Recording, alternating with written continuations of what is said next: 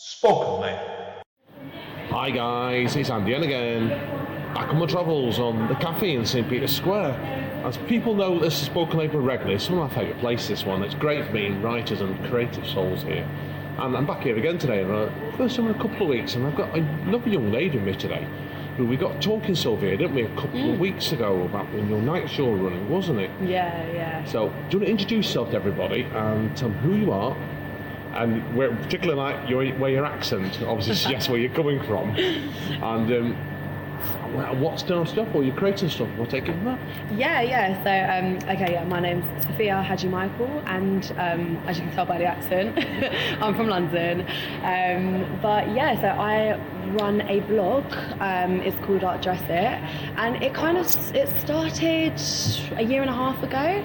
I kind of always had this idea that I wanted to sort of connect stories about sort of like culture, society and the self with art, kind of like reconnect it. So it just kind of like took off, and now we're running events. Yeah, so I think so what you were telling me, it seemed like it's a natural expansion kid really, wasn't it? Yeah. Were you always creative when you were much younger, when you lived in London originally? Was I creative? Yeah, I think it all kind of stemmed from my grandmother and her influence. Oh, brilliant. Yeah, no, she herself, she's a poet, she's a writer. She's actually got like this like group of friends and stuff, and they'll go like meet up and go for like lunch and stuff, and like she'll like write a poem for them and stuff, and she's got them all laughing. Fantastic. And I don't know, I think I've kind of always taken inspiration from that, and then I've always been into acting and theatre and stuff, and I enjoyed writing, but I guess like I've got so many different interests that I don't know where it lies, so it's just kind of like... I think you stage out your life probably for yourself, because obviously people don't know you're students, aren't you? Is it Manchester Met you're at the moment? Uni of Manchester. On University of Manchester, Yeah. And on stage where I saw a page where you're creative, you're not quite sure what your niche is going to be. Exactly, so it's just like a bleh of creativeness everywhere. Yeah, you've got white and spots here and everywhere. You know, you told them before, like you're into directing, aren't you, and plays, for example. Yeah. That's why, and also, so you've got your blog, and obviously your night you run as well. So I know you write as well, don't you? So So did you obviously any grandmummy been a big influence? Were you writing when you were younger then? Were you? Or just recently started? I think I used it because I remember I found this silly book that I wrote when I was like really, really young, about a wizard, and it was just the stupidest thing. I did like little illustrations and stuff. So like I didn't realise that it was actually so young when I started writing. I don't know, I've always loved it, and then I think I kind of like lost sight of it when I was in sort of year 6 and stuff, because year 6 you've got to start being a bit more serious. You're too cool. I think you're too cool for anything, and I can't have interest and stuff. But now that I'm getting older, I think it's cool to have interest. Of course. I can't blame you actually. Have you found in going to university up to now? I know you're in your second year. Has it re-emphasised your interest in your artistic endeavours? Oh my gosh, 100%. Because to be honest, it's all kind of happened and really grown in second year, because first year I knew I wanted to be doing more than just kind of like waking up and going to lectures and stuff, but I didn't know. I think I felt like such a fish out of water. I didn't know where I could even possibly begin.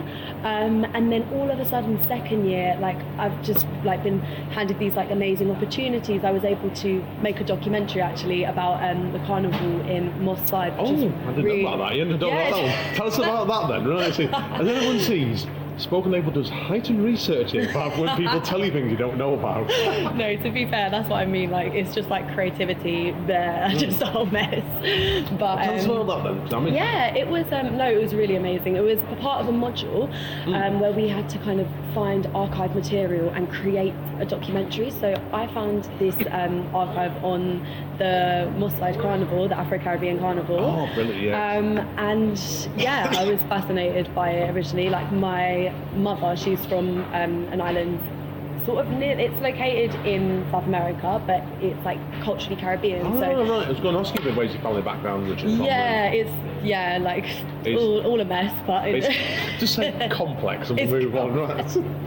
No, it's a good mess. It's a beautiful mess. Yeah, of course. But my family's all over the place. Like, I've got like my dad's dad was from Scotland. His mum was from Ireland. Oh yeah. And there's Welsh on my mum's side and Cornish on my mum's side as well. So it's all over the place. There we go. I think we're all just combination combination of everything. But so yeah, no, I've always loved carnival and had an interest in it. So then I kind of reached out to the people who ran carnival, and we had this amazing meeting with two of the like founding women of the carnival, and they brought their daughters, and we were literally just talking for hours, and they were telling us all about how it began, their kind of like journey with it. They brought like loads of pictures and stuff, and it was just fascinating. It was amazing. There's so much history around Manchester itself, and like anywhere you go, like if you go around Hume and something like that, back when before you were born, like I went through Hume a lot when I was a lot younger, like your age, and it's the area's change over time. It's natural progression. No, definitely. Where you are in London and stuff, like back when you go back there every time, now you're looking at thinking, that wasn't there. No, 100%. No, but tell us a bit about your night you're running then. You've done two of them, or one of them, and the second one follow. Yeah, the second one. Artistic awareness, yeah. So we basically run these nights at the Deaf Institute in Manchester, and they are nights of, it's essentially, I'd call it like a talent show, because we kind of do everything. It's like, you know, we invite artists, poets, musicians. So, you know, the room, when we did it last time, the room was decorated with art that people brought in. We had musicians, and we opened up the main bar and then the downstairs room, and then poets. It was really cool. It was nice because we had a contrast, like the downstairs room was sort of a more like intimate venue, and it was really lovely because we had this musician and he had like a little acoustic guitar, and like everyone was kind of sat like cross-legged on the floor just listening to him. It was really like wholesome. It was really sweet. No, you said you had some problems with the night, didn't you, when you arrived? I know you're well organised, but No, I mean, when we first arrived, I was just like to my friend, because I ran it with my friend Jasmine Rowland, and when we first arrived, we were just like, God, have we like kind of bitten it off a bit more than we can chew with this kind of thing? And I was thinking, God, this is not going to work well, it's not going to happen, blah blah blah, because we arrived and like there was no amps, for example. So I was on all the Facebook pages like, has anybody got an amp? Oh no. But yeah, nightmare. But like true rock stars, we managed. You improvised and pulled it off, I would say. Exactly. Yeah. So what did you have a good crowd there first time, did you? Oh, it was amazing. It was such a nice crowd. I think it was really nice because it was like, it was a lot of students, but we also posted in different groups as well, so it wasn't just a student scene, which was really nice. I know I came across you through the Manchester and Sophia poetry group. Yeah. And then I couldn't do it because I'm just not busy. So yeah, fair. I thought, at least I'm supporting our chat about, and that's great, because it's always good for me to do your own nights like that. You learn a lot about yourself as a person, don't you? Yeah, definitely. And that's where you're doing a second one, aren't you, shortly as well? Yeah, no, we're doing a second one because they've invited us back, and we're doing it because each time it's for a charity. So the first time it was for Mind in Movember, and this time I think we're doing it for Justice for Grenfell and Teenage Cancer Trust. Oh, brilliant. So when's the second night then?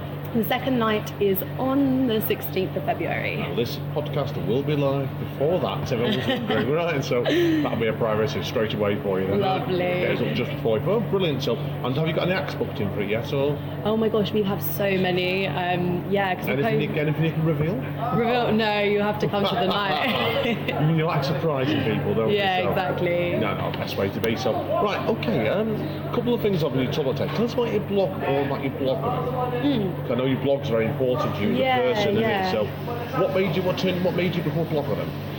Okay, so I really enjoy writing, and I really I'm quite like an observant person. I'm quite like what's the word? I've got a lot of intrigue. But at the same time as that, I'm quite interested in art and the way that art can kind of tell stories about the state of society and stuff, and I really like the idea of using things as a collective. So what I do with my page is I will find a topic and I will write about it myself, and then I will source two. So the template is an article and then two other pieces of art, be it photography, painting, poetry, and just combine them together, and it sort of brings the stories to life in a really beautiful way. No, it does work very well, that. So how long have you been doing your blog for now then? Oh my gosh, I think a year and a half. It took me a while to actually get it up and running. I had the idea for ages, but I was just too nervous to actually do it. But I thought, you know what, whatever. If people don't like it, at least it's a bit of fun. I think you do. When you get used to it, I think the older you get sometimes, or you get more confident in doing it. You become less self-conscious, and that kind of makes sense. You just get out and do it. Exactly. And don't worry about the consequences half the time. That's how you got to be. Yeah, definitely with that one. So now, obviously, like, I want to ask you a bit about you. Told me before, I know you're going to Berlin fairly soon as well, aren't you? Yes. Tell us about that one.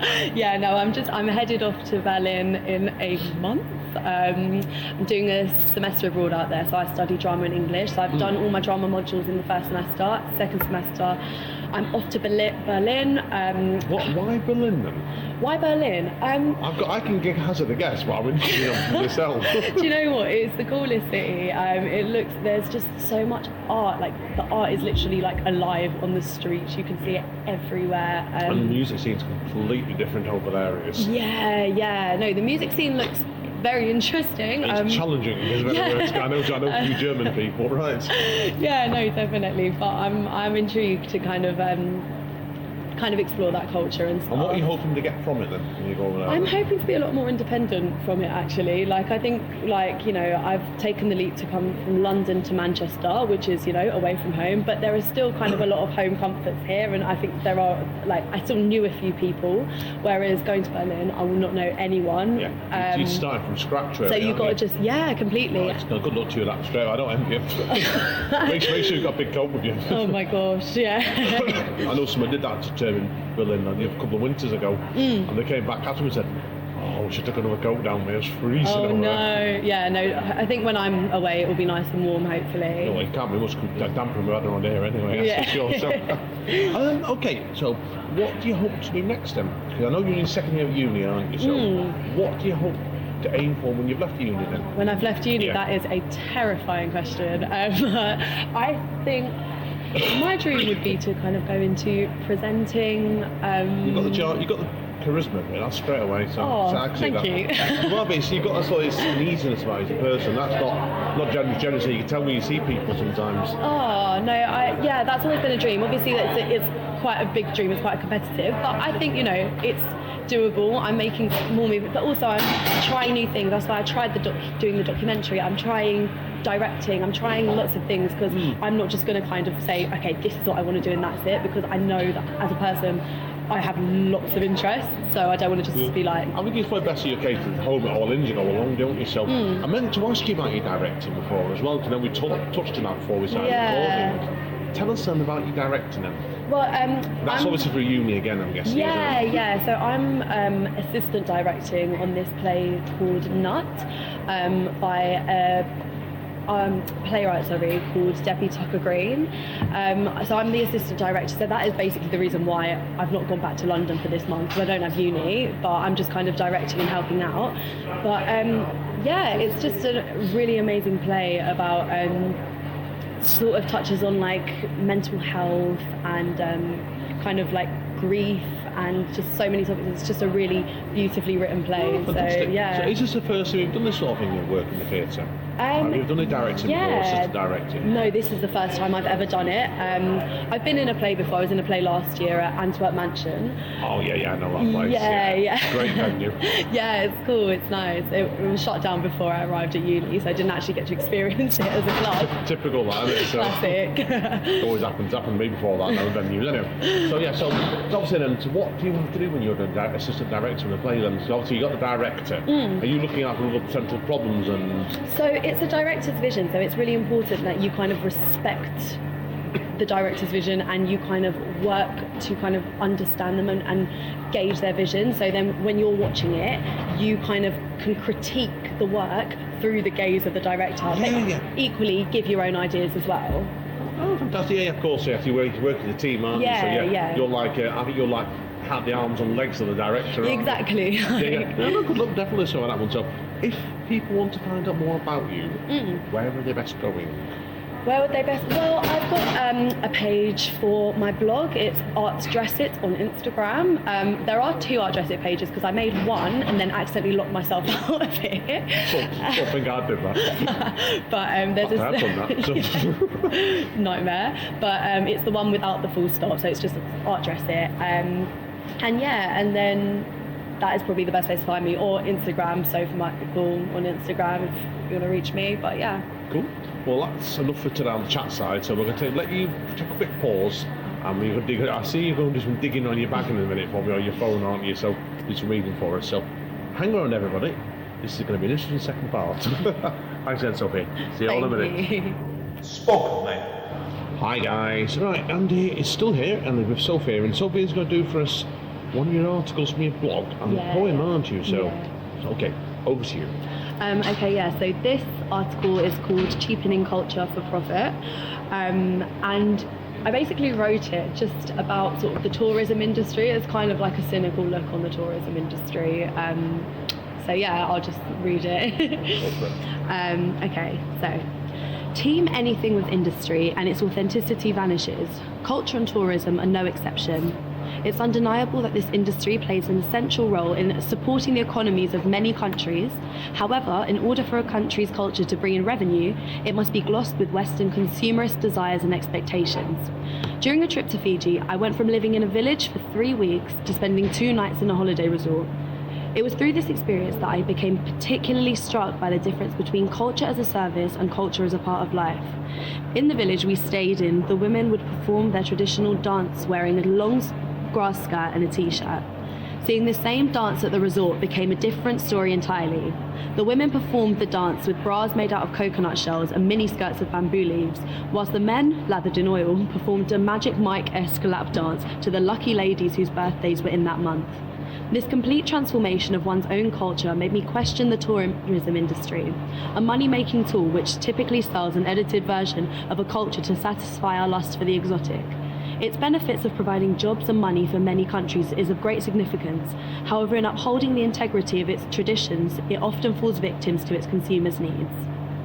Thank you. Yeah, I agree with that. I raise a lot of good points. I agree, because it's just, if you ever go abroad, they always say if you stick into the tourist areas, it's usually twice the price, isn't it? Yeah. But if you go to the non-tourist parts, you get a better feel for an area half the time. But also that you're more vulnerable then, so you can't win either way. So, but then, what was Fiji like then? Yeah, no, it was really amazing. I did this. It was this program where you just kind of teach in the schools and you live in a village, so you kind of get adopted by a family. You've done some travelling, you haven't really? So. Yeah, we might as well. But no, it was really fun because it was like I was there for a long time, so it felt a little bit more authentic because of an experience, because you weren't just seeing Fiji through what you're meant, like the tourist kind of. No, good stuff. Excellent. Okay, now you're going to do a poem for us as well, aren't you? Yeah. Right, we're going to take a quick pause here, guys. I'll see you in a minute. Spoken, mate. Hi, guys. Right, this is definitely last part now, Sophie? Yeah, it's last time now. Right, I know you're going to read a poem out for us now, okay? Yeah. Over to you again. This poem doesn't have a name actually, but it's a poem I wrote a few years ago when the Grenfell incident happened. I read it out at our last Art Dress It night. So, brilliant, yeah. Yeah, so here it is. Lower class, working class, black, white, other. Tick boxes which confine, define and smother.